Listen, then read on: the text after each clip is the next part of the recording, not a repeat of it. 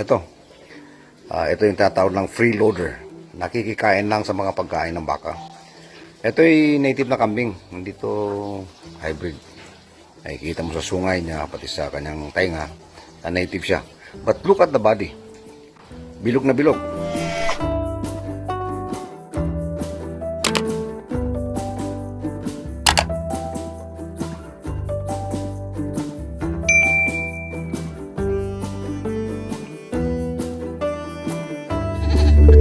Ito po yung La Mancha, no?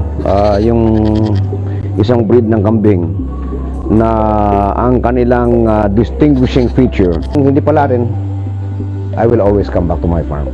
These are my goats being fed squash, kalabasa, for the first time. What we did, na-crush muna namin yung kalabasa, and then nung ma-crush na, pinasubukan. First time actually ito. And I like what I'm seeing. Gusto nila yung kalabasa. So, Rocky, ano ang nutrition ng kalabasa? Carotene, vitamin A. Carotene, vitamin A. Saka, syempre, yung carbs niya, which turns into glucose, sugar. Oh, okay. So, ayun na gusto ko na nila. So, yun pa ang ating supply na kalabasa. So, itong pwede natin ma-discover actually kung ano ang alternative uses ng ating kalabasa, given the fact that alam mo bang bili ko dyan 8 pesos per kilo. So kung i-quantify mo yan sa feed formulation, that's a lot cheaper than many other raw materials. Pero up to what extent ang mixture mo ng ng kalabasa, no? So but anyway, the good thing is that nakikita natin dito, ito raw, wala nang feed formulation. Giniling lang, nilagay lang doon sa crusher natin, and then they're learning to like it actually. So very encouraging to. So ito na, nakadiscover tayo ng bagong use ng kalabasa natin. Feed for animals, feed for maybe poultry, susubukan ko sa manok, and then maybe for additional raw materials for aqua feeds. Siguradong lilinaw ang mata ng ating mga isda nito. Ito po yung bunga ng Indigofera. It's a shrub actually, which I planted many years ago. Ngayong araw, umikot ako sa farm, kasama ko si Rocky French, at nakita namin na napakaraming bunga. So, I decided to ask Rocky, ano bang pwedeng gawin sa Indigofera? And when we checked, napakataas pa rin ng protein content nito, mga between 25 to 31 ang CP niya. And sabi ni Rocky, we could try using this in pelletizing our goat feeds. So, ang kagandahan nitong Indigofera ay madaling tumubo. At in fact, pinag-usapan nga namin kanina, pwede itong gawing parang initial stage sa reforestation ng mga kalbong kabundukan, sapagkat pwede itong i-spread yung seeds ng Indigofera. Kasi dun sa na-check ko sa internet, Indigofera could grow from zero elevation to 2,000 meters above sea level. That's a very versatile shrub. Yung mga bata ay hindi makalabas para magputol ng sorghum stalks na gagawing silage. Pero since meron pa kami mga stocks na na-harvest ng isang araw, ngayong araw na ito ay ang gagawin nila, gigiling sila ng stalks and leaves ng sorghum at ibabaging na nila, no? Isa silage bag. So ito yung ginagawa nila, ginabayo, and pagkatapos ito mamaya ay i-vacuum para makuha lahat ng hangin, and isarado yung bag. And itong silage bag na ito, pwede niyang maitago yung silage for up to 5 years. And ang sekreto lang, tulad ng ginagawa ng batang ito, kailang masinsin lang talaga at mawala yung oxygen sa loob ng bag upang magkaroon ng fermentation process. So ito manual work lang ito. But later on, who knows? Pwedeng i-mechanize ito, yung paggawa ng silage. So, yun po yung mga naipon namin na mga silage na madami-dami na ito. And as of the moment, ang consumption ng mga kambing namin is 1 bag a day. So we have about 30 bags there. That's good for about 1 month. And ang target namin ay makagawa ng silage good for 1 year. So ang sekreto, tinitimbang natin para 80 kilos per bag ang ginagawa natin. At that's good for 1 day feeding. And ang aming equipment, ito yung luma ko na silage making equipment. And then ito yung bago ko nabili na cheaper para madurog yung stocks ng sorghum. So ito po yung ginagawa natin ngayon. And as I've said earlier, ang paggawa po ng silage will actually free us from the problem of finding feeds for our goats kapag tag-ulan o tag-init.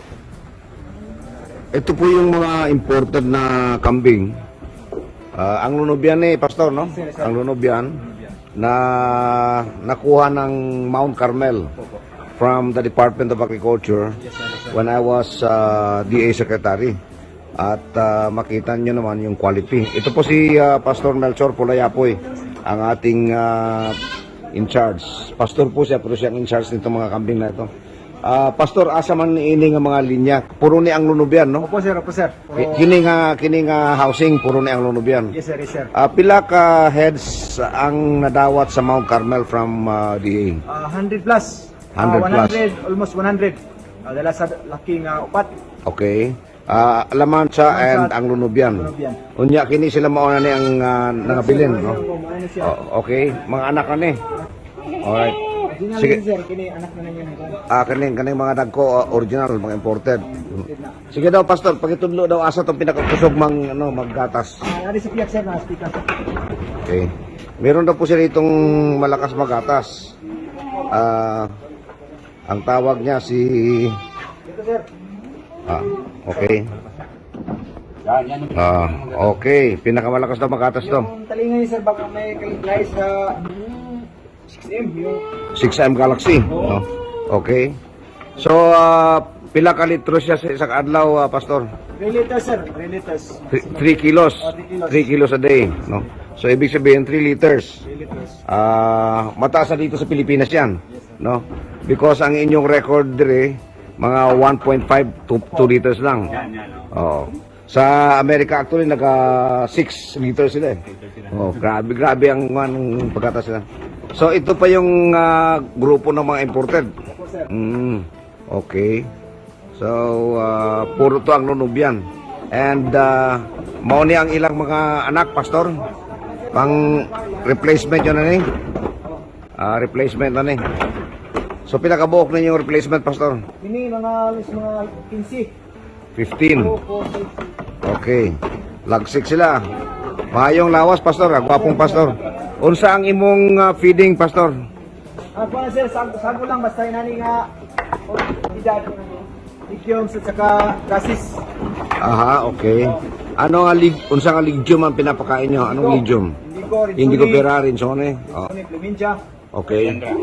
Kwan lang, wala nang silage. Wala nyo na silage. Kwan lang, fresh lang, fresh. Okay. So, cut and carry. Very good. So, maganda po yung mga katawan ng kambing, mga kaibigan. Maganda yung pagkaalaga ni Pastor Pulayapoy dito sa mga kambing niya. At ito mga spotted na to, sigurado ako, ito mga 6M Galaxy yan. Yes, sir. Kasi ang farm na kinunan nito, kilala ko yung may-ari. Si Jim Clem. At ang kambing ni Jim Clem actually, pag ang lunubian, dalawang breed lang yon, 6M Galaxy at saka Goldthwait. Yeah. Pero nag-try ba mo og cross sa laman sa ang lunubian? Wala pa, no? Opo sir, cross me. Ang nagagatas na wala pa. Gatas na po, nandun sa... Kamusta ang record ng gatas? Daga naman sir, mukhang 2 kilos ang iyahang. Wow. 2 kilos ang iyahang kwan. Ang yang bagong panganak. First timers. Wow, okay yan ha. Yan ang malakas magatas kay Jim Clem. At saka sir, humok lang katasan, mahumok. Madaling katasan. Okay. Madaling katasan. Alright, so ito yung isa sa pinaka-successful na project natin actually. Anywhere in the Philippines kasi ang itong mga kambing na tulad bating dito, mga quality na kambing to, hindi yung pipitsuging kambing na kung saan galing. No? Ito po ay talagang outstanding lines. Pati yung kanilang lamancha ay outstanding lines. Okay? So, salamat Pastor. Mga anak ng mga Anglo-Nubian na na-import from the US. I was Secretary of Agriculture. Kanya kaganda. Ito po mga lines na to, dalawa lang to. 6M Galaxy. That's why may mga spotted. Spotted itong isang to. Napaka-pogi. See, kami. Napaka-pogi, oh. Pogi-pogi. Spotted. Brown spotted Anglo-Nubian. Sigurado 6M Galaxy. Ito pa isa. Maganda rin. Magbapo rin. Hindi ka. Oh. Look at that. So ito po yung mga kambing na pinasok nung ako po ang Secretary of Agriculture. And talagang quality ito. Dalawang lines lang ito ang Anglo-Nubian ng Mount Carmel. Ito po yung napunta sa Mount Carmel. Over 100, no? Yes, sir. La Mancha and Anglo-Nubian. And ang Anglo-Nubian, dalawang lines, 6M Galaxy sa gold weight. Kaya talagang quality yung kambing ng Mount Carmel. And ito na yung mga baby. So, ako, mamimili ako rito dahil bibili ako. Dahil alam ko, sigurado ko na magandang line to. At ang napili ko, si spotted number 1 and spotted number 2. Oh! Ano?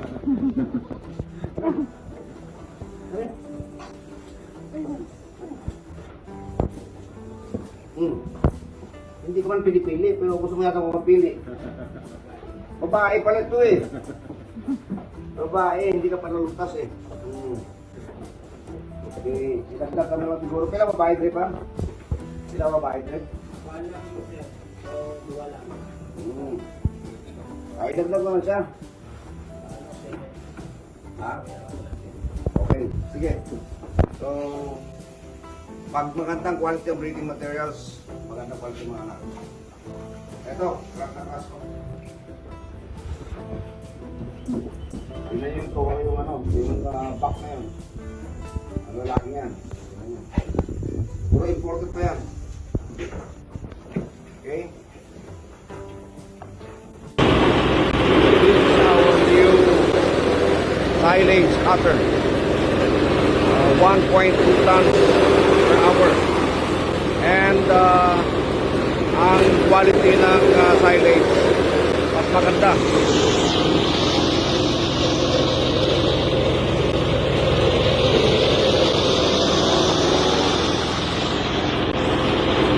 Mas maganda yung haba ng motor niya. Kaya mas madaling ma-digest ito ng ating ruminants, kambing at saka baka. So, we are improving our silage processing capability. Over there, yung mga pack na yun na yung unang napak ng ating mga tao na silage using our old silage machine. So, ito na po yung quality ng silage na makukuha ninyo. Mas maganda yung quality at palagay ko masisiyahan ang ating mga farmers nito. These are the two 6M Galaxy Anglo-Nubian does being fed with sorghum silage mixed with alfalfa silage and feeds with molasses and a little salt. So ito po yung kanilang diet, and they've been given this diet for over a month now, and makikita po niyo yung improvement sa kanilang katawan. So this proves that if we are able to consistently feed our goats with silage, they will get used to it. Initially siguro ay hindi manginginain kung nasanay sa berdeng damo, hindi mo na manginginain. But fed continuously with silage, they will get used to it, and ang kanilang diet will be very consistent, hindi pa bago-bago. The advantage of using silage actually is that maski umulan, maski may drought, maski wala kang ma-harvest na damo sa labas, kung meron kang silage, you will have feeds for your goats every day. So that is the importance of silage in goat raising and even cattle raising. These are our baby Anglo-Nubians. Galing po to sa Mount Carmel, yung bagong stocks natin. And just last week, ang kinakain nito nila ay mga sariwang damo. Today, they have started eating the sorghum silage that we're feeding them. And they love it.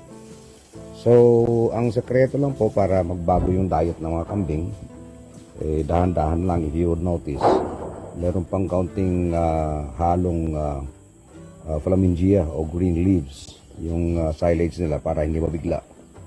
It's a transition actually. Kailangang haluan mo muna ng konting feeds o pagkain na nakasanayan nila, and then slowly transition into full silage feeding.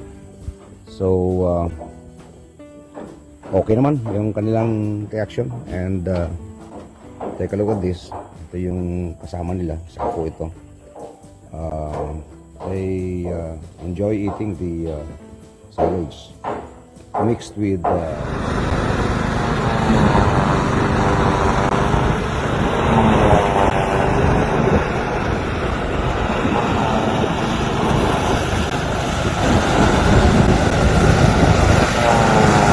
gumawa po tayo ng innovation sa pagpulos natin ng silage para sariwa yung ating silage.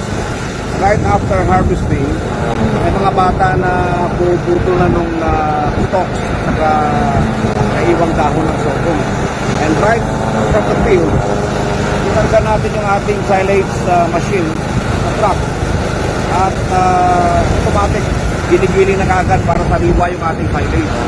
Kaya lagay na sa back. Now, I think this is very efficient. Pagka mabilis yung trabaho, hindi na kailangan kutin pa. And this is something that we are experimenting on actually. Number one, to make it efficient.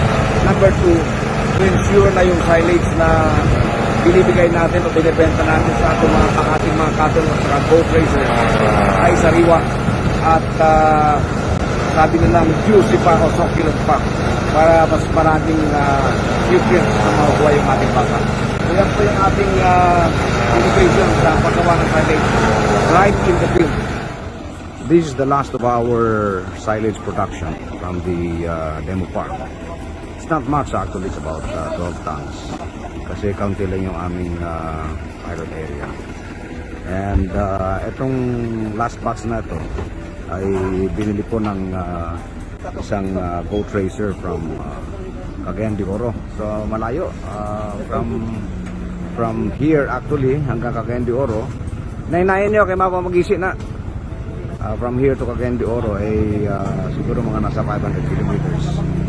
But just the same, tuwang-tuwa sila kasi for the first time meron silang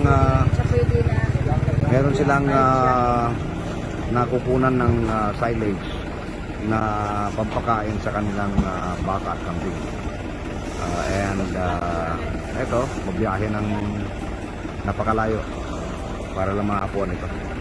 So we're happy to be able to help these goat raisers para magiging madali para sa kanila yung kanilang pagpapakain ng kanilang mga the boys on the farm gumagawa ng silage, and ito yung na-harvest nila from the area.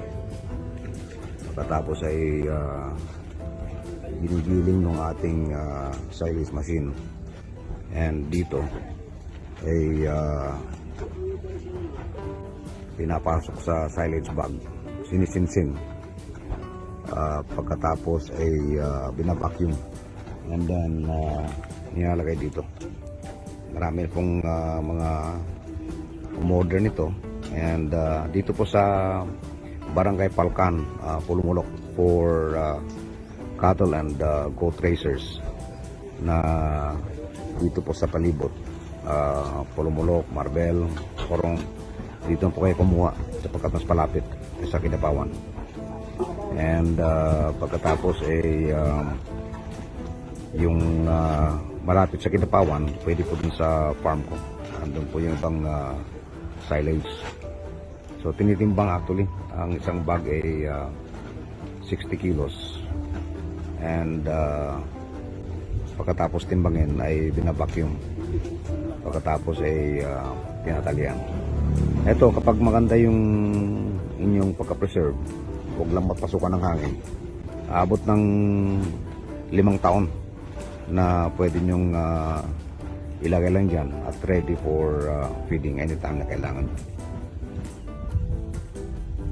Ito yung puno at saka dahon ng sorghum na kinain ng ating mechanical harvester. Dumaan sa makina, kaya nadurog. Pagkatapos na kainin tong bunga, ito nga nakalusot eh. Pero ito po ang ginagamit natin sa paggawa ng silage. Now you can just imagine, ganyang karami yan. Ito, kapag hindi natin ginawang silage to, mabubulok lang sa bukid to. But right now with the technology that we have, tinuro sa atin ni Arnel Corpus, yung ating outstanding OFW. Ito, ipapakain natin sa silage machine. So, mapuputol to na maliliit. And then ilalagay sa isang plastic silage bag. Didigdigin, i-vacuum para mawala yung hangin. Babalutin, and then after 15 days, fermented na siya. Pwede mo na siyang ipakain sa kambing at baka. So ito yung mga opportunities na kadalasan na hindi natin nakikita sa bukid. These are the opportunities that we are working on. Sapagkat tulad niyan, andyan na, nakahambalang lang yung mga kinain ng ating harvester. At yan, sabi ko nga, kapag hindi natin pinulot yan at ginawang pagkain ng baka through a process called ensiling or silage making, placing this in an anaerobic plastic bag para mawala yung hangin, mag-ferment siya at magiging pagkain ng baka, kambing for up to 5 years. Basta itago mo lang. Ito ang laking contribution nito sa ating livestock industry. So, itong challenge, halos hindi po namin masambot yung dami ng silage na nakakalat sa field. And we need one more machine. Mayroon kami maliit na machine, but we need one more, a bigger machine. But right now, since we don't have that much luxury of excess funds, we're trying to make do with what we have. So, eto, yung sinasabi na lang, pera sa basura. Kung marunong ka. Ito na po yung ating bagong pamamaraan ng pag-silage. Ginagamit yung PTO ng Trakora para i-compress ang silage dito sa silage compressor na gawa ng Hover Light Industries. So dito lang nung araw na nilalagay tapos pinupupok, binabayo para makompact. This time around makina na ang gumagawa, and pagkatapos makompress bubuksan yung nung chamber. Ayan, makikita nyo na naandyan yung silage para compress. Ipapasok ngayon yung silage bag at yan yung yan yung pinaka Hinay lang yan. Hinay lang. Oo. Hinay lang. Okay, so tutulak na ngayon ng compressor yung silage na na-compress na sa loob ng silage bag. Okay. Alright. Good.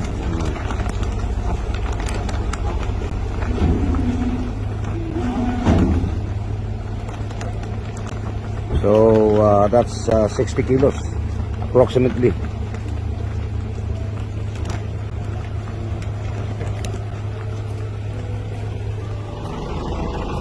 Ito ang silage making process ng mga naiwang puno ng sorghum after harvesting. And ginigiling ito nung machine na yon, yung silage maker. And then pagkatapos gilingin ay nilalagay sa compressor na ito. Ito yung sorghum silage compressor. Kino-compress siya para makapasok siya sa bag na plastic na ito. This is the silage bag. Mahal to, 75 pesos ang isa nito. Actually, itong silage making na ito na parte o bahagi ng ating sorghum program, barya lang ang kinikita namin dito. Actually, it's 50 centavos per kilo. But we're doing it just the same because unang-una, nakakapagbigay trabaho sa mga tao. Pangalawa, we feel that this will be able to contribute to the growth of our livestock, yung ating cattle and goat industry.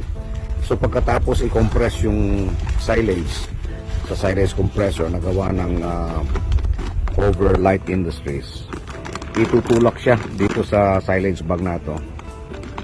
Itutulak yung na-compress na silage. And pagkatapos na itulak dyan, hihilain ng mga bata yung bag. Estimated 60 to 65 kilos per bag. So tinutulak ngayon ng silage compressor yung giniling na silage. And pagkatapos nyan, hihigupin itong ating vacuum para lahat ng hangin sa loob ng bag, o at least yung hangin sa loob ng bag ay matatanggal para magkaroon ng fermentation process dahil anaerobic siya, walang hangin, so makakaroon ng fermentation process. Kasi pag mayroong hangin ay mabubulok yung silage, hindi siya magpe-ferment, so hindi mo magagamit. So ngayong umaga bisita natin yung mga taga Baguio. And morning, kasama si Director Cameron Odsi ng Cordillera Region at tinitignan na yung ating mga kambing. Ayan, Director, ang ano, yung native goat na pinakain namin ng silage. So makikita mo, Baba. ha? Anong tingin mo? Mataba, sir. Parang hindi native, ano? Oh.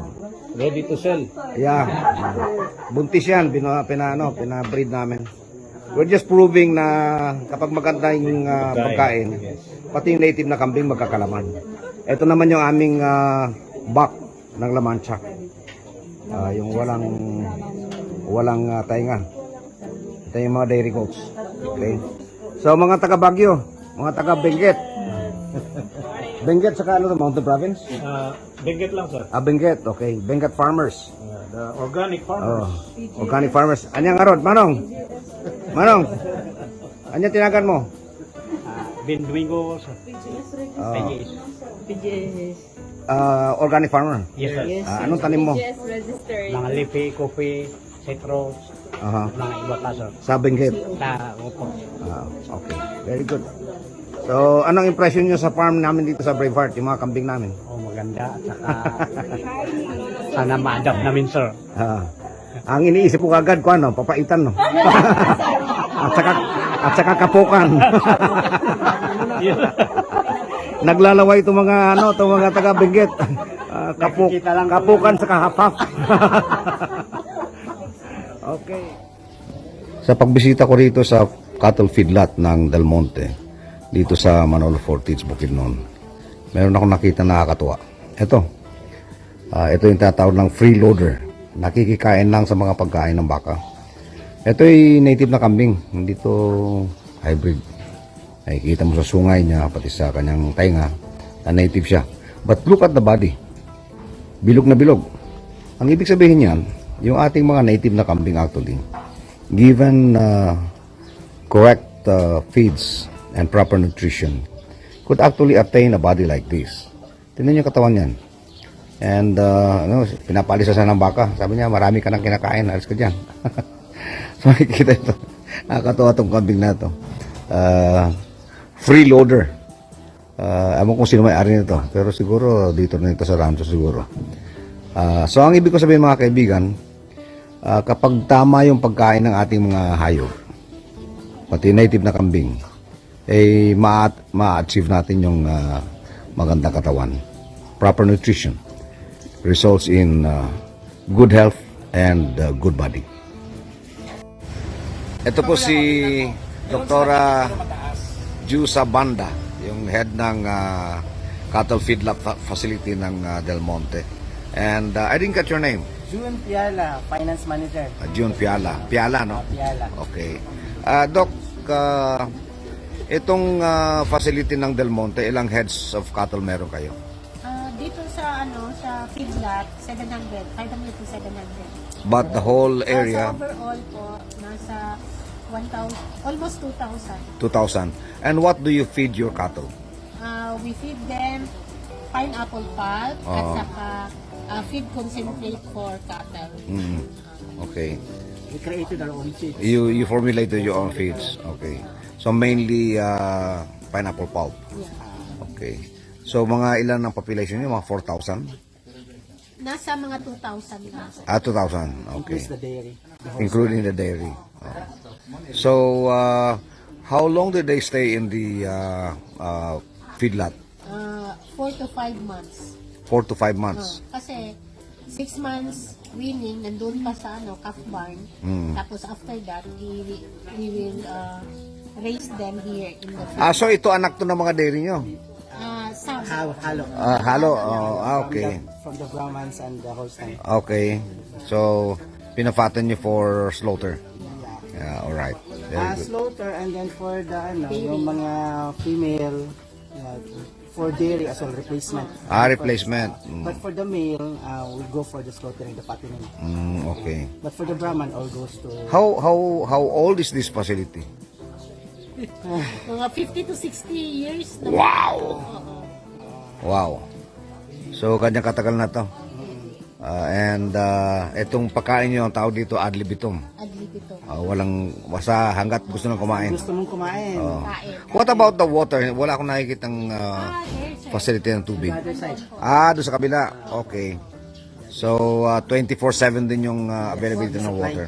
Very important. Doc, how important is a 24/7 water supply to cattle? Yeah, ang cattle kasi depende sa classification niya. Like this, kailangan niya 20 or 20 to 50 gallons of water Every day? every day. Wow!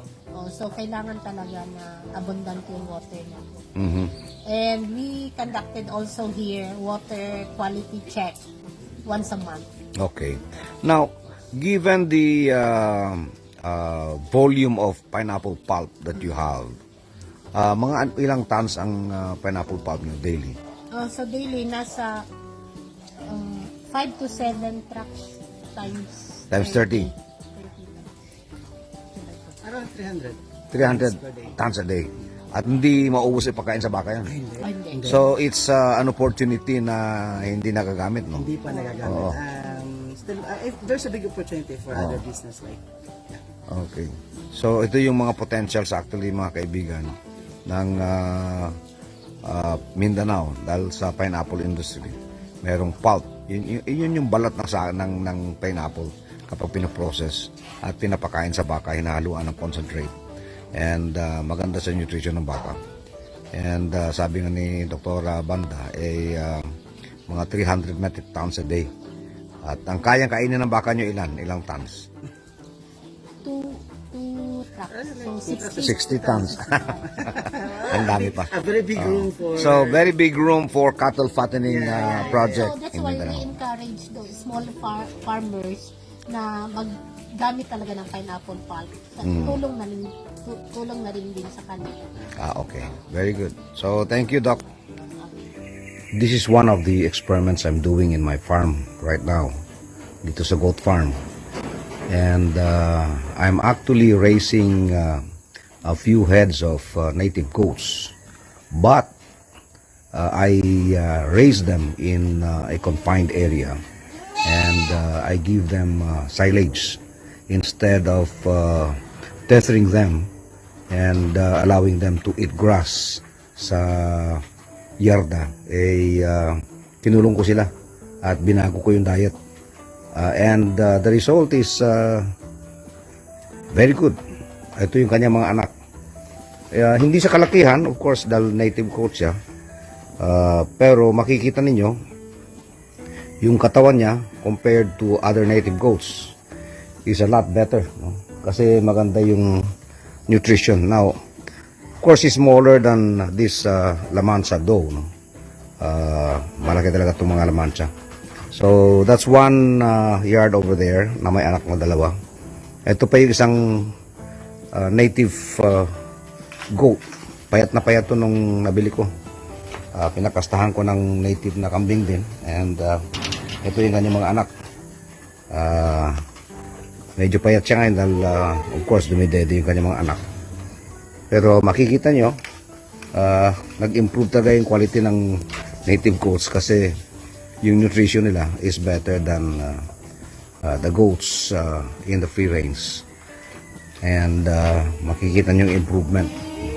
Ang tatay nito, ng mga baby na to, ay native goat din. Puti nga lang. So, ito yung prueba na kapag maganda yung nutrition ng mga kambing, maski native goats actually, ay may improve yung katawan. These are our young Anglo-Nubian doelings ready for mating. Next week, they will undergo change feeding. We will change the feeds so that they will be able to prepare for mating. Kailangan magkaroon sila ng malaking katawan, bilog, para paghahanda sa panganganak.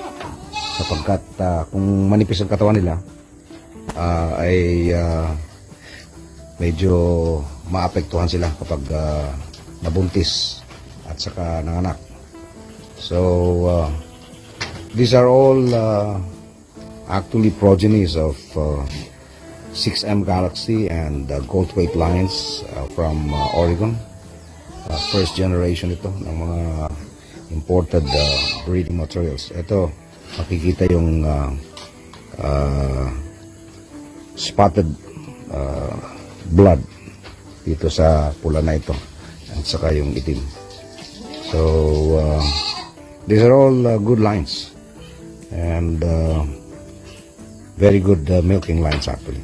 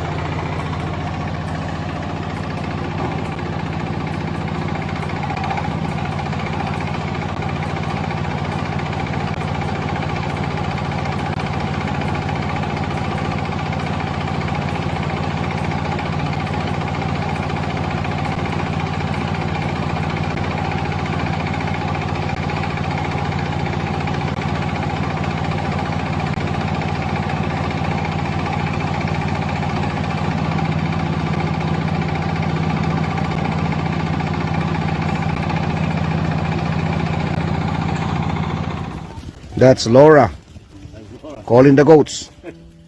They follow her because he's holding a bag of feeds. So I don't usually keep him on the leash. Mhm. Because, when I'm concerned, I want to make sure that Yeah. that's all. But he's not vicious, right? Well, it is. He is? If I wasn't around, Oh, really? Yeah. All right. So for us, we need to have them because they're a bunch of mountain lions, Mm-hmm. also coyotes. So they're bad.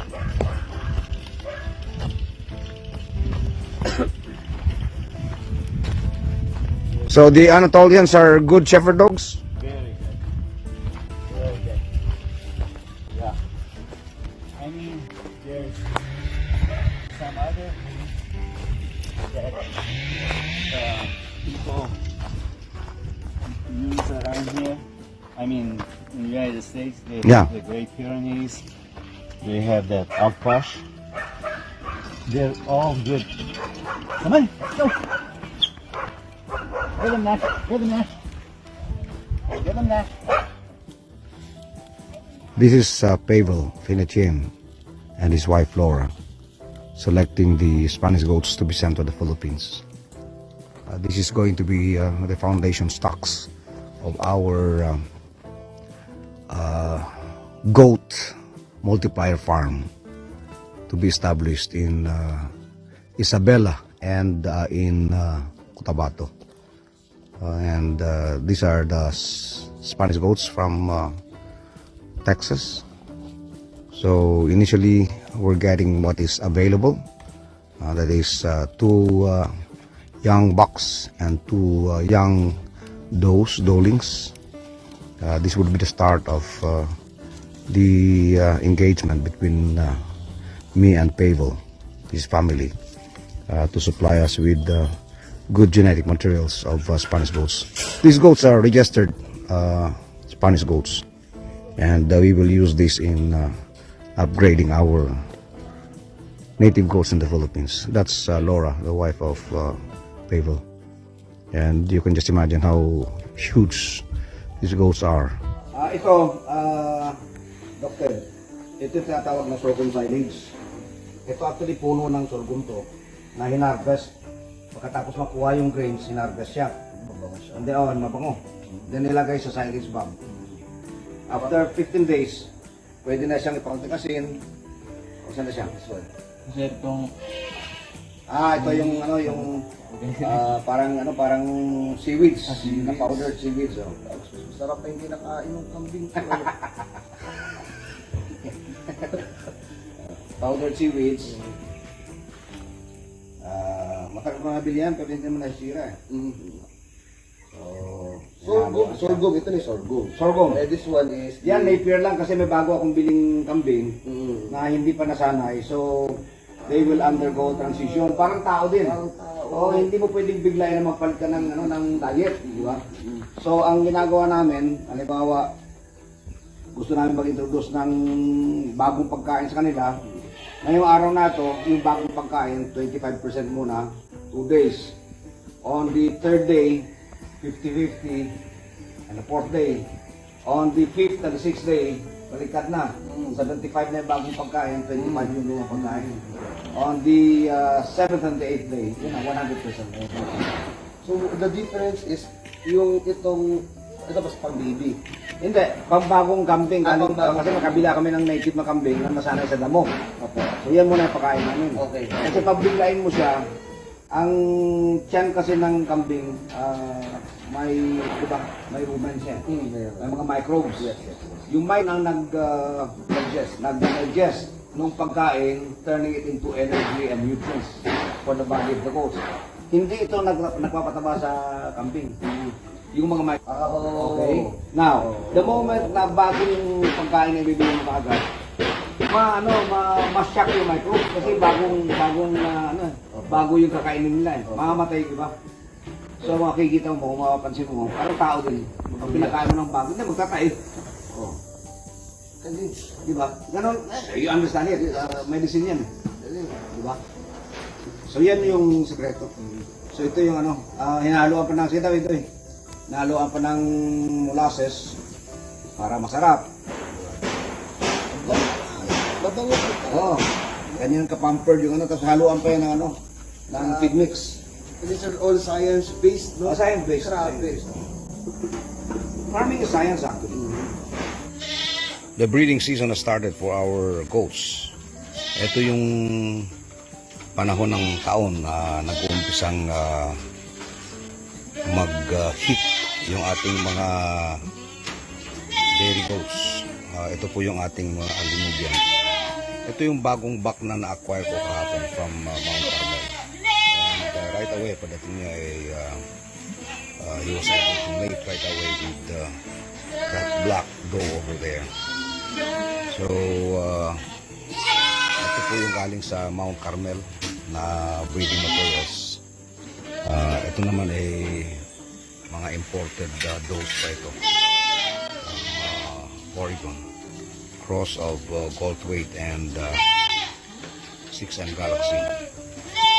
And ito pa yung ating mga young does ready for mating. Ready na ito sila. They're over 1 year old and soon they will go into heat. And abutin lang nakakuha tayo ng magandang buck from Mount Carmel yesterday. We're mixing the ration of our goats for today. Sorghum silage. And nilalagyan po natin ng konting seaweeds. And yung feed mix from Mount Carmel. And konting molasses. Konting asin. Ito po yung ating benefit from our sorghum farming. We're able to harvest silage for our goats. At gustong gusto po ng mga kambing yung ating silage. So we have actually gathered a considerable volume of silage in preparation for El Nino. Pag uminit at walang damo, we're ready. In fact, we're preparing this area. Gagawin naming bunker ng sorghum silage. Preparasyon para sa parating na El Nino kung meron man. No? But we have to be ready. Darating man ang El Nino o hindi, we will have enough feeds. And ito po yung isang benefit ng pagtatanim ng This is a strange season for goat breeders like me. We noticed that we're getting more males of the offsprings of our La Mancha and Alunubian goats here in the farm. Not only us.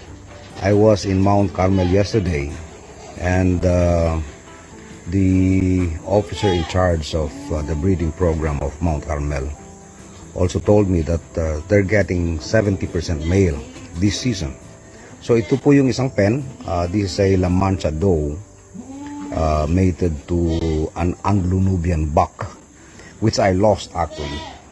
And ito naman, this is the spotted Anglo-Nubian 6M Galaxy line. And lalaki din po ang anak nito. So tatlong lalaki. Ito yung pang-apat na lalaki. Another spotted doe mated to an Anglo-Nubian buck. At napakagwapo ng anak nito. Poging-pogi. Pero lalaki din. So apat na. At ito yung panglima. Another La Mancha doe, again mated to an Anglo-Nubian buck. And ito yung kanyang anak, lalaki din. So we have 5 kids, and we'll be having a lot of breeding materials. Transform. Hindi na siya Nag-improve ang lawas ito. Native kambing. So silage yung nakausin, ay liwan, isa lang. Yan ang sekreto sa kambing, dapat isang pagkain. Because if you change their feeds, it will upset the stomach. Bisan baka si Romy na